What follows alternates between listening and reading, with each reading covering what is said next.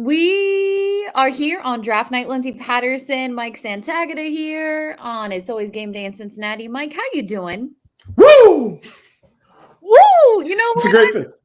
It's a great pick. I agree with you. For the Cincinnati Bengals, honestly, I think, we would have probably questioned maybe they were going to go Byron Murphy the second, but he obviously went to Seattle a couple picks before them. I felt like for the Cincinnati Bengals, this draft board fell perfect for them. A little surprised, honestly, that they didn't even try to maybe trade back a little bit. But hey, if Amarius Mims was their guy, and a lot of people mocked Mims to the Cincinnati Bengals leading up to draft day. And one thing that the Cincinnati Bengals are doing over the last few years, getting huge human beings as offensive tackles to protect Joe Burrow. And they just added another one with Amarius Mims. And I know we've talked about him before, but how would you grade right now this pick for the Cincinnati Bengals? Ooh. So I think based off of who was available, they're picking. He for me was my top guy for them to pick.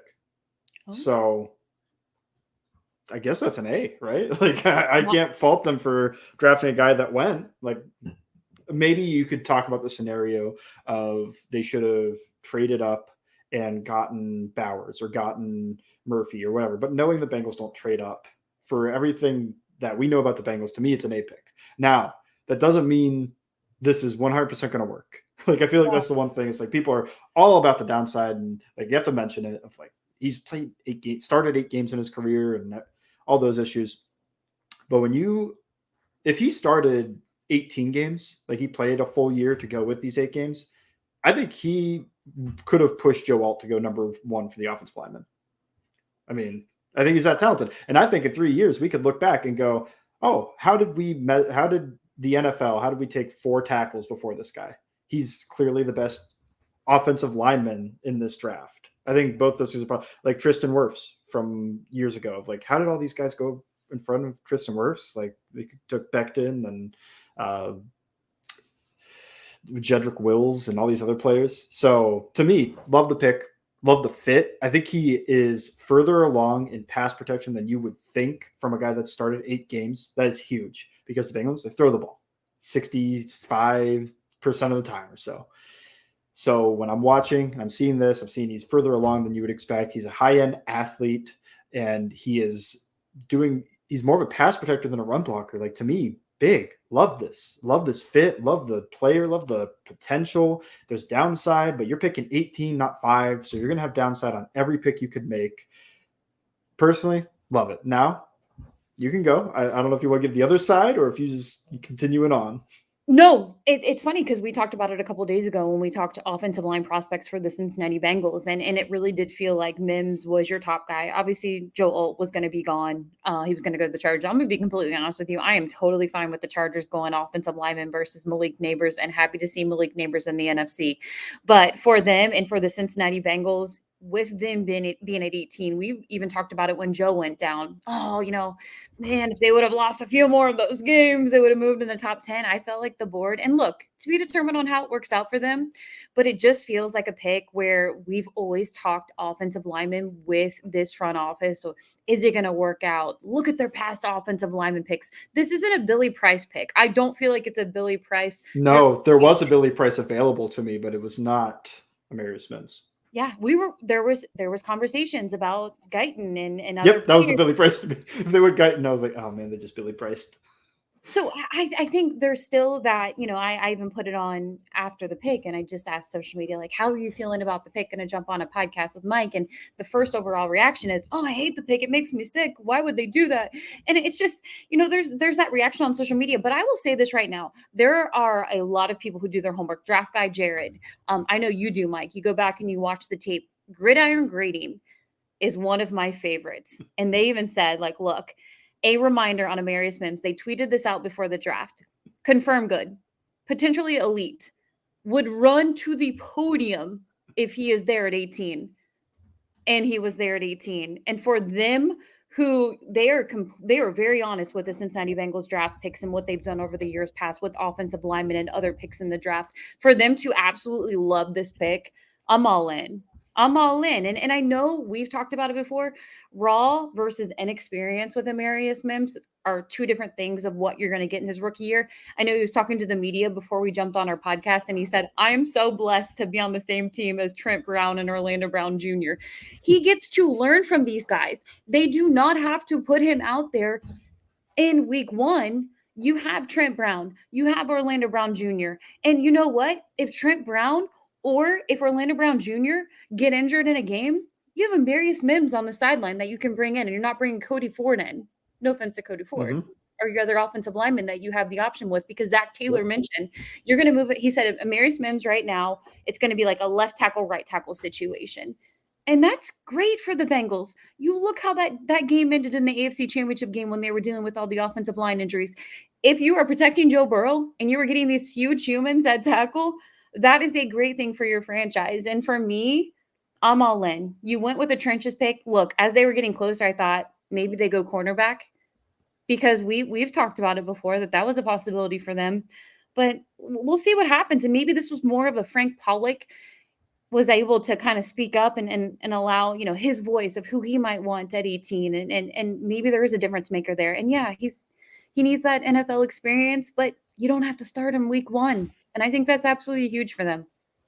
And to go with all that, played right tackle. Because when you're talking about I think the one that's going to get compared to a lot is going to be Troy Fautanu to the Steelers 2 picks later.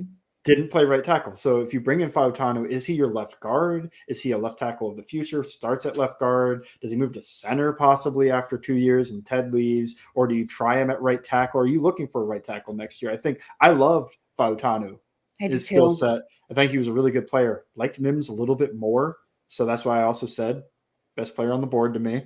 I think he has less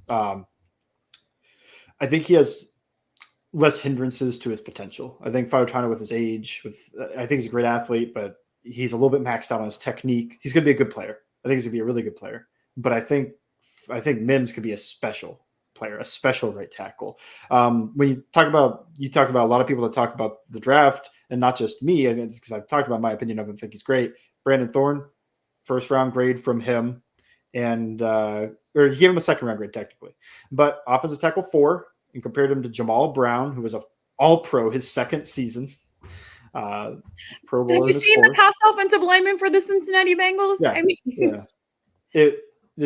I think also people don't like Frank Pollock. This is, to me, the first time he's gotten a real big ball of clay that I don't think is in any way tainted. Like Jackson Carman, there was taint there. Like you had a lot to get him up to speed, and then you had the back injury and the work ethic. I don't know of any of that with Mims.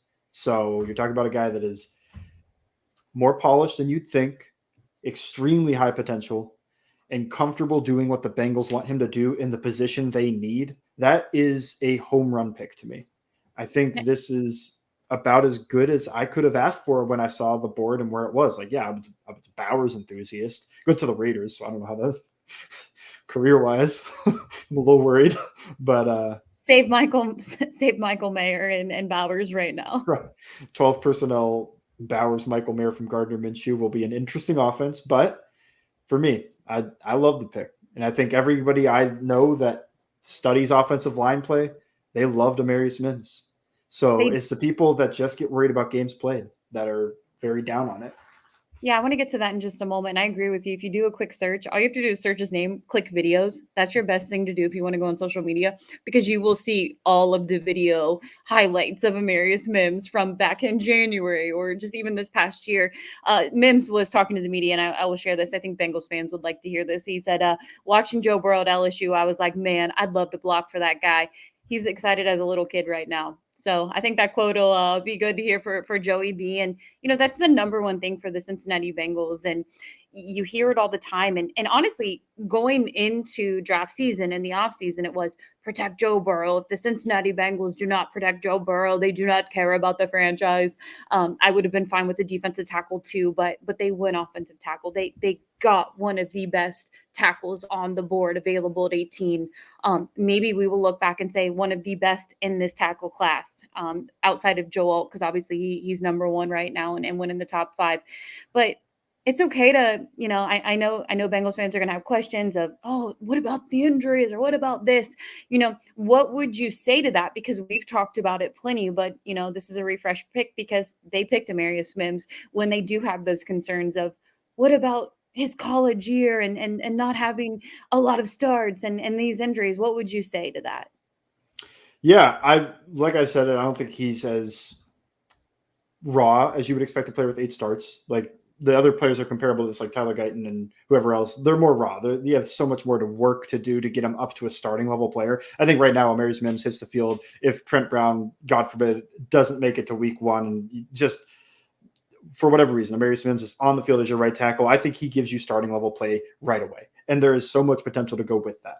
So for me, that's a home run. I think also when you look at the injuries he got rolled up on, had to get a tightrope surgery. So we'll see if that has any effect on his athleticism, because I do think he's a good athlete.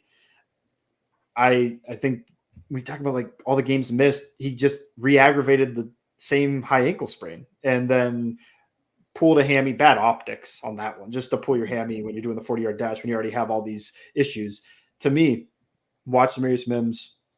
What I would say to everybody who's worried about that is just put on the film and see if you see what you're talking about. Like see if you see this guy that can't play right away, that can't play and start. He won't give you anything year one. We've talked about it. Trent Brown over under on games played 10.5. There's probably going to be 5, 6, maybe 7 games that he starts. And now instead of being Cody Ford you're rolling out there, it's a guy that gives you starting level play with the upside of more.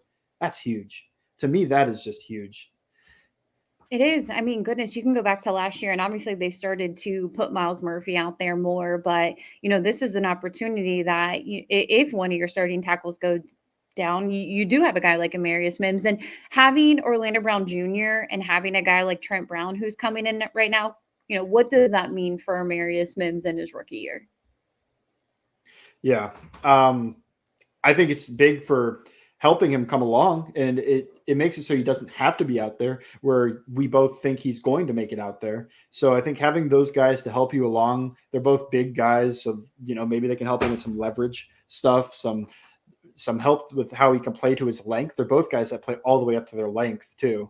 So I think a lot of reasons you could think that, look, these two are going to help him reach his potential. To go with, can Frank Pollock help him reach his potential? To go with, can he better himself to reach his potential?